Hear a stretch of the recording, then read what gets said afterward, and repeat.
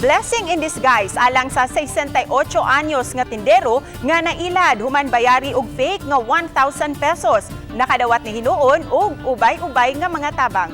Ani ang report. Pasado alas 7 sa buntag sa miaging Oktubre 4, makita sa CCTV footage sa Barangay Basak ang usa ka tawo nga nag-display sa iyang mga baligya sa sidewalk. May usa-usab kada uton nga tawo nga nagmotorsiklo, nagsando og puti ug itong nga shorts. Apan may igong gilayon ng CCTV ug dili na gani mailhan pa kung kinsa ang namaligya ug ang nipalit.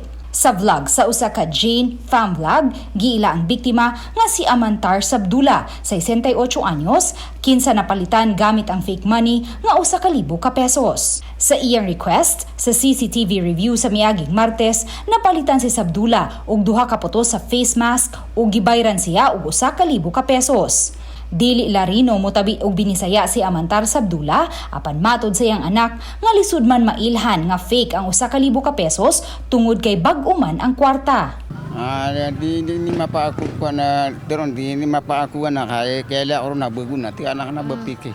Pagtanaw doon sa kwarta bago man so nagtuo siya nga kuan to kanang Matod ni Aisa nga mopahuway og pamaligya ang iyang amahang si Amantar tungod kay muhanap ang iyang pananaw kun init kaayo ang adlaw. Wala nay kahiubos, kalagot o baka kabalaka nga gibati karon si Amantar human sa hitabo tungod kay daw nahimong usa ka blessing o panalangin sa kahitasan ang nahitabo sa iyang amahan.